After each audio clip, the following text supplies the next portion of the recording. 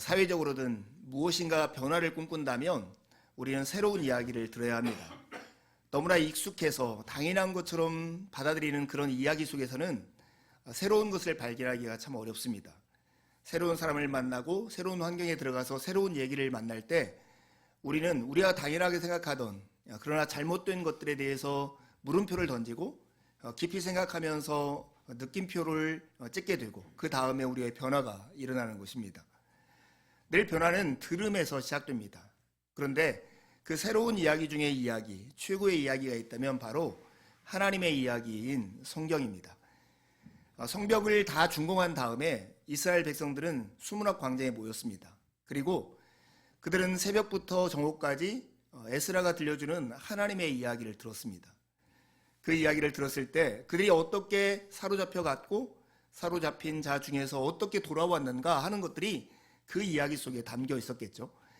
그러니 그들은 이 이야기를 들은 다음에 그 말씀을 깨달은 후 그들은 크게 울었습니다.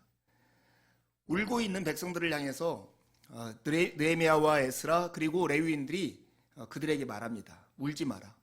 오늘은 하나님의 거룩한 날이니 하나님으로 말미암아 기뻐해라. 이것이 우리의 힘이다.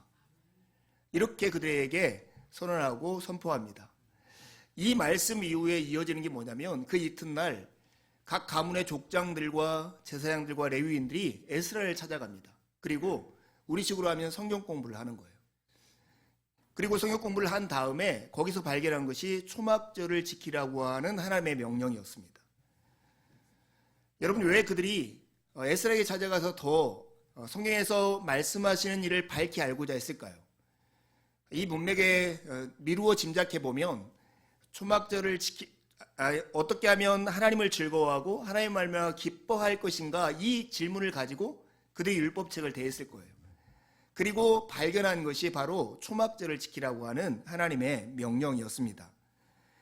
사로잡혀 갔다가 돌아온 백성들은 정말 간절하게 하나님의 말씀을 들었습니다. 그리고 그 뜻을 깨달으려고 애썼습니다. 그리고는 예배하는 마음으로 그 말씀을 자기 마음에 받아들였습니다. 늘 변화는 이렇게 하나님의 말씀을 들음으로 시작합니다. 그런데 이렇게 시작된 변화는 그 말씀에 순종함으로 참여할 때 비로소 그 말씀이 우리의 삶 안에 변화를 일으킨다는 것입니다. 오늘 말씀을 통해서 이런 사실을 확인했으면 좋겠습니다.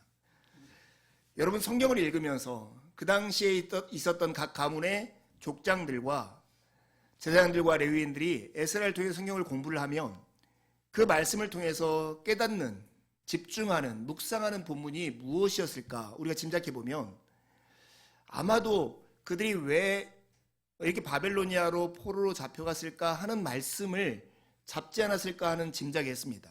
그래서 그들이 멸망하게 된 이유가 우상숭배하고 사회 불의 때문에 그랬는데 그런 말씀을 붙잡고 더 깊이 연구하려고 하는 것이 당연한 것이 아니었을까 이렇게 생각했습니다. 하지만 오늘 보면 그들이 이 에스라와 함께 성경을 공부하면서 이 말씀을 우리가 지켜야겠다 하고 붙들었던 것이 초막절 규례를 따라서 초막절이라는 절기를 지키는 것이었습니다. 왜 그랬을까요? 여러 말씀 중에 초막절이라는 축제를 지키는 것이 이 하나님으로 말미암아 기뻐하는 것에 가장 중요한 말씀이라고 붙든 거예요. 그것이 왜 그랬을까 하는 것을 우리가 한번 질문해 봤으면 좋겠습니다. 제가 찾아봤는데 2020년 10월 16일자로 우리나라 각 지방자치단체가 개최하는 축제의 수가 있더라고요. 그것이 무려 968개나 되더라고요. 아마 지금은 몇 년이 지났기 때문에 그 축제의 수가 더 많게 되었을 거라는 생각이 듭니다. 그리고 우리나라에서 벌어지는 이렇게 축제 말고도 크고 작은 행사들을 다 포함하면 15,000개 정도가 된다고 합니다. 엄청난 행사가 지금도 우리나라에서 이루어지고 있는 거예요. 적어도 하루에 한 3개 정도의 축제가 우리나라에서 벌어지고 있다고 생각하면 됩니다. 여러분, 이 축제, 잔치라고 하는 것이 왜 하고 왜 참여하게 되는가를 생각해 보세요. 축제나 잔치라고 하는 것은 우리 안에 이게 잠들어 있던 기쁨이라고 하는 DNA를 깨우는 역할을 하죠. 축제나 잔치 생각하면 늘 박수를 생각나지 않습니까? 이 박수는 안에서 있는 기쁨이 터져 나와서 우리의 몸짓으로 드러나는 것입니다. 잔치하면 늘 생각나는 것이 기쁨과 만족인데 그냥 일상에 찌들어 있는 사람들에게 이런 잔치를 열어서 그 마음속에 있는 기쁨을 회복시키고 이 기쁨이 어느 때 생기며 누구에게부터 오는가 하는 것을 다시 한번 기억해내는 것이 이 축제의 목적입니다. 정말로 이런 축제를 전국적으로 벌어지는 이것은 사실은 긍정적인 면이 있다고 생각해요. 탈무드에 보면은 이런 얘기가 있어요. 기억을 증진시키는 가장 좋은 약, 그것은 감탄이다. 기쁨의 시간들을 많이 가지면 가질수록 잊혀진 기억들을 회복하고 좋은 기억들을 회복할 수 있는 약이 된다고 하는 것입니다. 이런 맥락에서 보면 율법을 에스라와 함께 연구하던 각 지파의 족장들과 그리고 제사장들과 레위인들이 다른 어떤 말씀보다 이 초막절 절기를 지키려고 했던 것은 아마도 이런 것이 아니었겠나 싶습니다. 하나님께서 우리 가운데 행하신 일에 대한 기억을 되살리고 하나님이 주신 기쁨을 그들 안에서 회복하고 우리의 기쁨이 하나님께로부터 온다는 것을 확인하기 위한 그런 목적으로 이런 축제를 열었던 것입니다. 여러분, 이 절기가 유대인에게는 3대 절기에 속하는 절기입니다. 우리가 보통 초막에서 기거하기 때문에 초막절이라고 하고 곡식을 거두어서 창구에 들인 다음에 하는 절기이기 때문에 수장절이라고도 합니다. 그리고 추수를 기념하는 절기이기 때문에 추수절이라고 하는 이 절기가 바로 초막절입니다. 우리로 하면 추수감사절, 추수감사주일과 같은 날입니다. 오늘 본문은 13절에 15절에 보면 초막절을 지키라고 하는 명령이고요. 그리고 16절, 18절은 그 명령에 따라 순종해서 초막절을 지키는 내용입니다.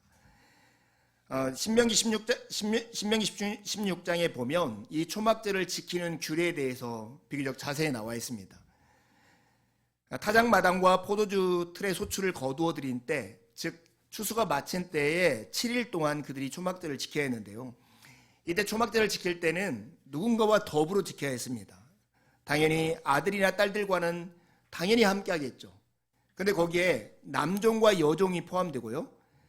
그뿐만 아니라 성 안에 같이 사는 레위 사람들, 떠돌이, 고아와 과부까지 함께 즐거워하는 절기였습니다. 이런 절기로 그들이 모였는데 산에 가서 종려나무나 들감남나무 같은 가지를 가져와서 집 마당이나 지붕, 그 다음에 광장 같은 데다가 초막으로 집을 짓고 일주일 동안 그런 사람들과 함께 지내는 절기가 이 초막절이었습니다. 여러분, 무슨 절기라고 하는 것은 늘 시간의 마디를 만들죠. 우리가 늘상 살아오던 삶에서 잠깐 멈춰서서 우리의 일상을 되돌아보면서 새롭게 돌아보는 것이 이런 절기의 내용입니다. 그런데 오늘 이게 재개된 초막절이라는 절기, 이 절기가 왜 백성들에게 기쁨을 주는가가 신명기 16장에 나와 있습니다. 그것은 그들이 손을 댄 모든 일에 하나님께서 복을 주셨기 때문에 이것이 그들에게 기쁨이 되는 절기라는 것입니다. 여러분, 생각해 보세요. 초막절이라는 절기를 지키는 이 축제, 잔치인데 이 잔치는 우리의 상식에는 조금 벗어난 모습들이 있습니다. 이제 추수를 마친 다음에 가장 풍성한 때잖아요. 이 풍성한 때에 그들은 어디에서 사냐면 호텔이나 아니면 좋은 파티룸에서 시간을 보내는 것이 아니라 가장 허름한 초막을 짓고 그 안에서 일주일 동안 기거하며 살아가는 것입니다. 이 풍성함과 이 초라함이 함께 묶여지는 곳, 그게 바로 초막절이라는 절기예요. 더불어 초막에서 지내는 것도 불편한데 그냥 자기 혼자, 자기 가족과만 지내는 것이 아니라 자기 남종과 여종, 거기에 더불어 그 동네의 떠돌이나 과부나 고아처럼 그 당시에 사회적으로 소외된 사람들이 함께 모여서 이 잔치를 즐기도록 했던 거예요. 가장 풍성할 때 가장 불편하게 지키는 절기가 바로 초막절인 거죠. 오늘날 축제하면 모든 사람들이 다 준비해서 거기 축제에 참여하는 사람들은 그냥 즐기기만 하면 되는 것인데 이 초막절을 지키는 사람들은 매우 불편함을 감수하면서 자기들이 왜 기뻐하는지를 되새기고 회상해야 하는 의무가 있는 절기였습니다. 그들이 기뻐하는 이유는 바로 곡식 창고에 가득한 이 곡식 때문에 기뻐하는 것이 아니라는 것을 오늘 신명기 16장에 말씀하는 것이죠. 그들이 지금 이 초막절을 즐기면서 기뻐해야 하는 이유는 그들이 손을 댄 모든 일에 하나님이 복을 주셨기 때문에 기뻐하는 거라는 것입니다. 여러분, 초막절을 한번 생각해 보세요. 이날은 우리가 추석을 즐거워하는 것처럼 우리가 가을 거질 끝난 다음에 곡식이 많기 때문에 이제 넉넉하다, 적어도 한 해 쓸 물건에 채워졌다, 먹고 마시고 즐기자, 이런 식의 축제가 아니었어요. 오히려 가장 풍성할 때, 가장 없을 때의 삶을 재현하면서 그 속에서 내가 어떻게 이게 부자가 되었지? 어떻게 풍성하게 되었지? 이것을 되묻고, 내가 손을 댄 일에 하나님께서 복을 주셨기 때문에 여기에 이르렀구나 하는 것을 기념하며 하나님께 감사하고 되새기는 그런 절기였습니다. 초막절을 지키는 동안 그들은 스스로 가난하게 되었습니다. 초막에서 지내며 과거 조상들에게 복을 주신 하나님을 기억하고 감사했고, 또한 그들에게 복을 주사 오늘에 이르게 하신 하나님으로 말미암아 기뻐했습니다. 오늘날에도 이런 날이 필요하지 않을까 하는 생각이 듭니다. 하나님의 말씀을 듣고 이해하고 깨닫고 아멘하고 그렇게 살겠다고 다짐하는 것만으로 우리의 삶은 변화하지 않습니다. 예수님이 친히 사셨고 말씀을 통해 보여주신 삶을 우리의 몸을 가지고 움직여서 참여할 때 우리의 삶은 그렇게 변화하기 마련입니다. 야고보서 1장에 보면 말씀을 듣고도 행하지 않는 사람, 이런 사람을 이렇게 표현합니다.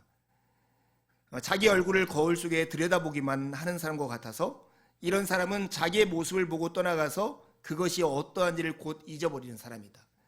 얼굴에 뭐가 묻어가지고 거울을 봤는데 거울을 보기만 하고 돌아서서는 지우지 않는 사람이 말씀을 듣기만 하고 행하지 않는 사람이다, 이렇게 말을 하는 것이죠.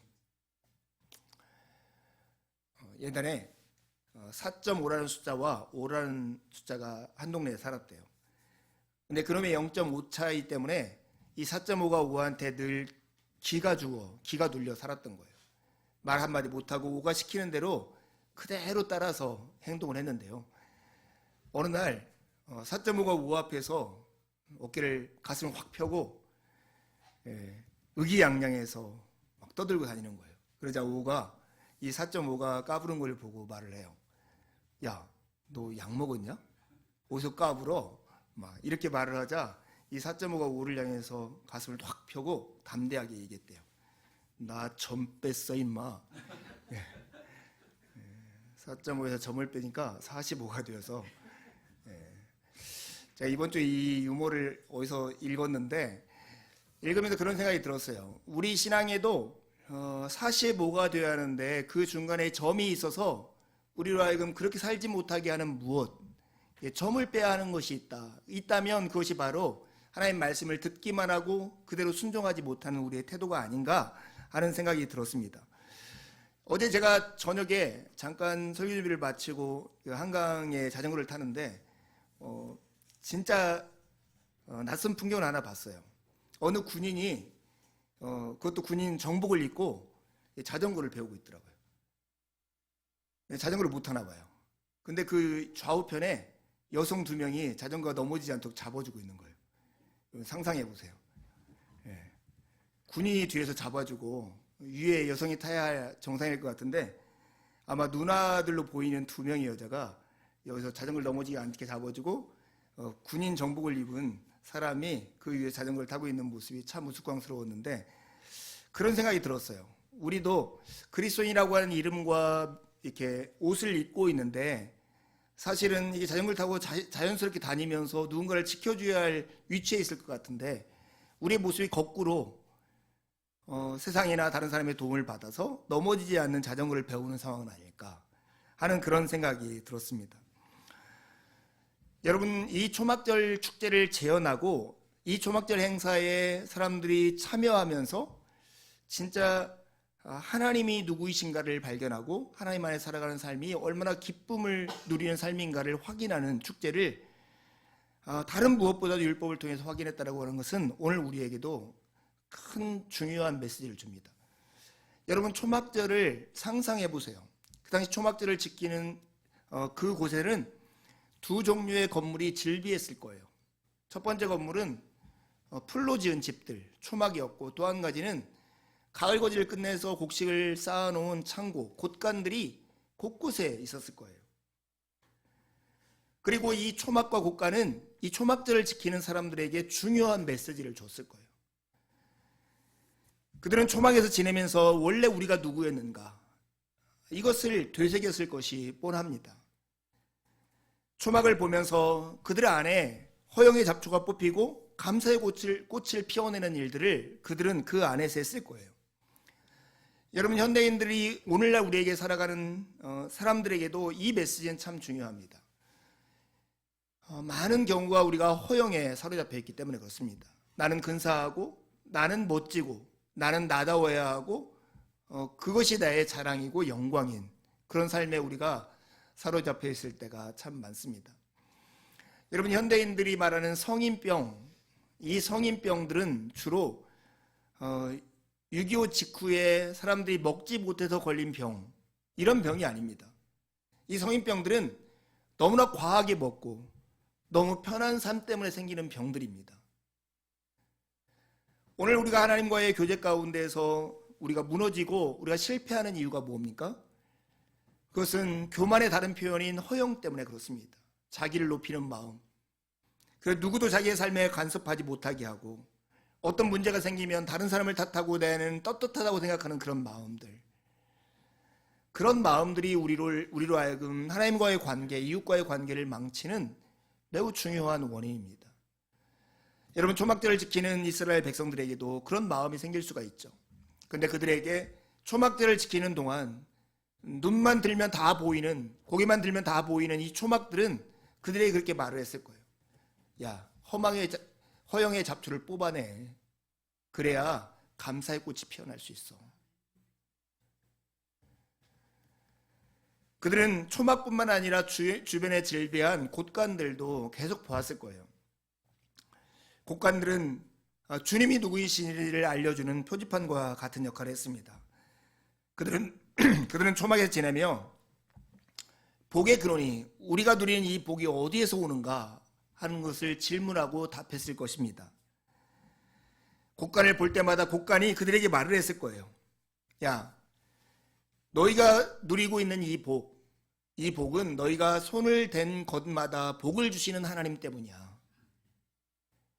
그러니 저기 떠있는 근심의 그룹이랑 다 치워버리고 마음속에 기쁨의 태양이 떠오르게 만들어. 이 메시지를 곡간이 그들에게 하는 것이죠.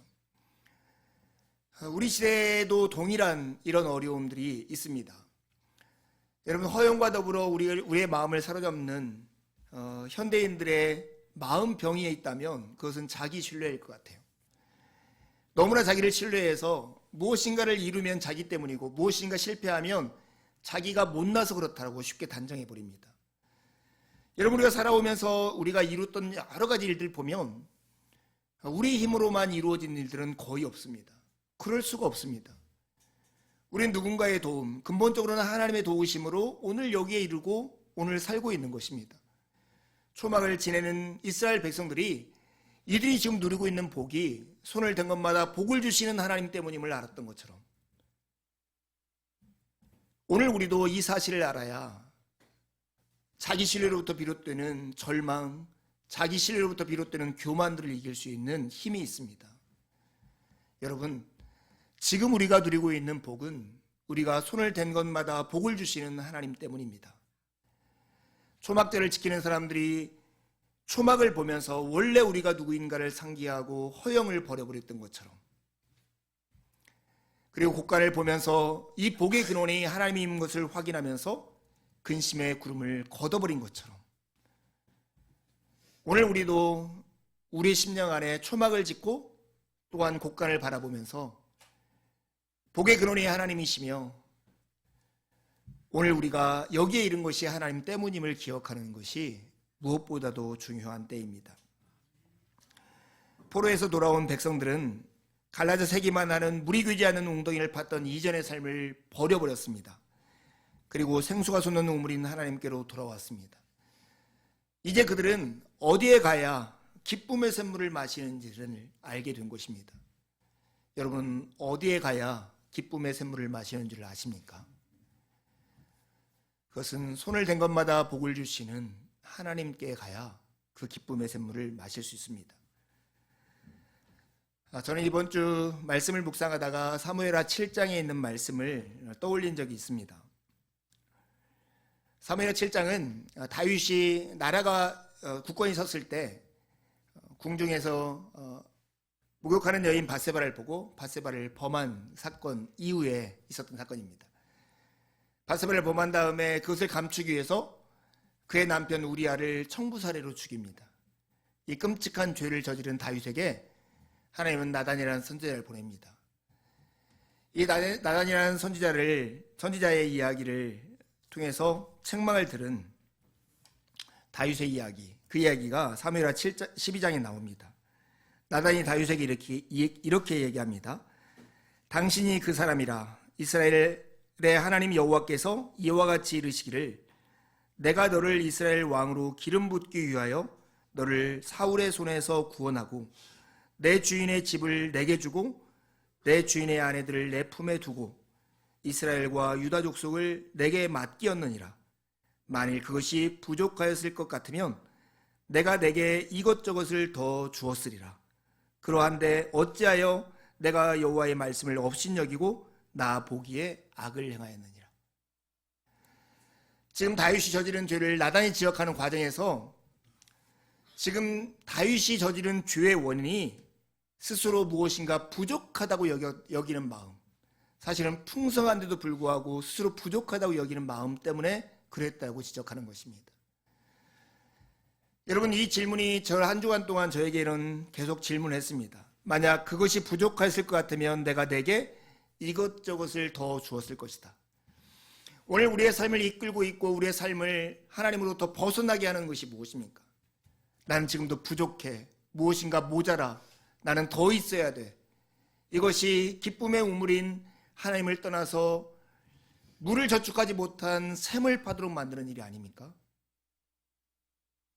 하나님으로 만족하는 마음, 그래서 자족하는 마음, 이것이 없으면 밧세바를 범한 다윗처럼, 자기의 죄를 숨기기 위해서 그의 남편을 청부살해한 다윗처럼 우리 여전히 하나님으로부터 벗어난 길을 갈 수 있다는 것을 두려운 마음으로 생각해야 합니다.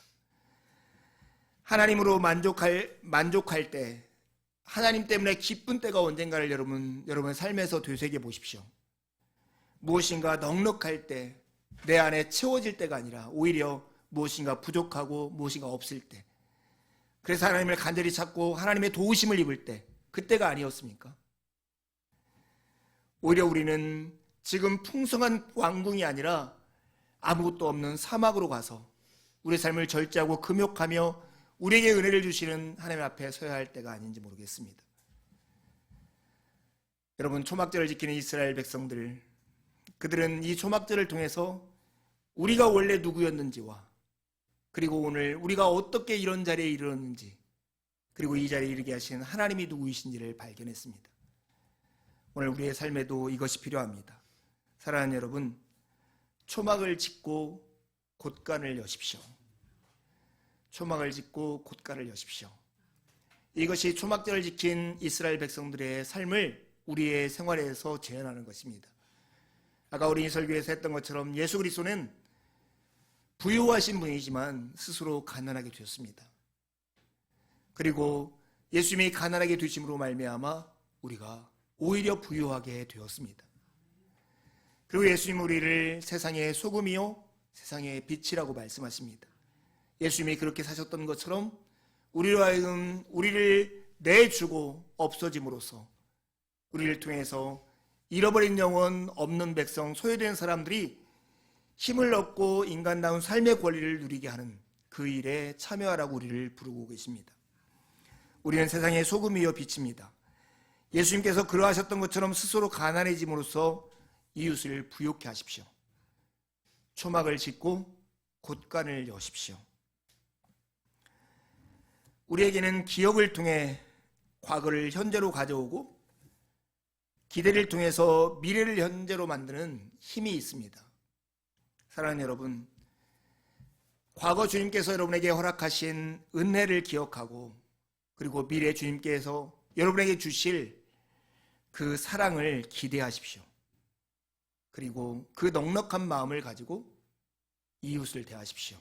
그것이 그리스도께서 우리를 부르신 사명이요 목적입니다. 함께 기도하시겠습니다.